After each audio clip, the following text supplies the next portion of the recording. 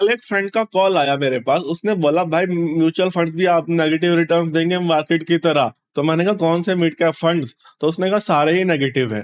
फिर मैंने एनालिसिस करना शुरू करा म्यूचुअल फंड्स का। फिर मैंने म्यूचुअल फंड का एनालिसिस करा, जब मिड कैप सेक्टर का एनालिसिस करा मैंने, तो उसमें बहुत सारे म्यूचुअल फंड प्रोवाइडर्स के पॉजिटिव रिटर्न्स और 11% तक रिटर्न्स भी थे। तो मैंने सोचा शायद उसने फंड गलत सेलेक्ट कर लिया होगा। तो फिर मैंने ओवरऑल एक एनालिसिस देखा कि average returns of particular segment में क्या है।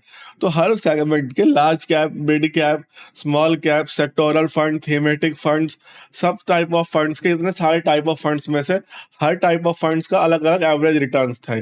और हम एवरेज रिटर्न्स जो मिड कैप का था वो थोड़ा कम था, 2% के आसपास, और फाइनेंशियल सर्विसेज का शायद 15% के आसपास था। तो जब वो रिटर्न्स मैंने देखा तो मुझे दो चीजें समझ में आई। पहली चीज ये समझ में आई कि रिटर्न की कैटेगरी सेलेक्ट करना बहुत इंपॉर्टेंट है, कि आपको किस टाइप ऑफ फंड्स में सेलेक्ट करना है। उसके बाद उन टाइप ऑफ फंड्स के अंदर राइट म्यूचुअल फंड प्रोवाइडर जिसका रिसेंट पास्ट में अच्छा रिटर्न्स चल रहा हो।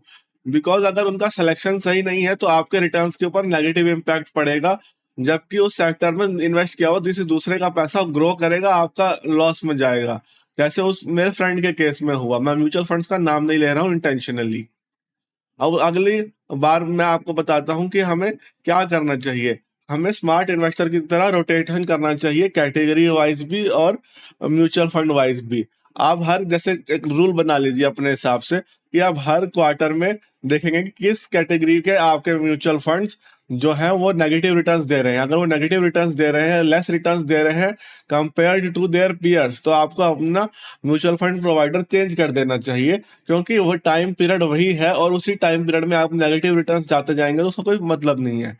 अब मैं बात करता हूँ कैटेगरी वाइज। कैटेगरी वाइज का आपका रोटेशन थोड़ा लंबा होना चाहिए। जैसे कि मिड कैप में अगर आप इन कैटेगरी आपका फंड क्वार्टरली है तो आप मिड कैप में हाफ ईयरली रोटेट करें और अपने म्यूचुअल फंड्स को रेगुलरली रिव्यू करें और एक स्मार्ट इन्वेस्टर बने। और ऐसे ही एनालिसिस के लिए मेरे चैनल को सब्सक्राइब करें और कमेंट करें कि आप सबसे पहले कैटेगरी चेक करेंगे और कौन सा प्रोवाइडर है उसके बाद सेलेक्ट करेंगे बिल्कुल ध्यान से।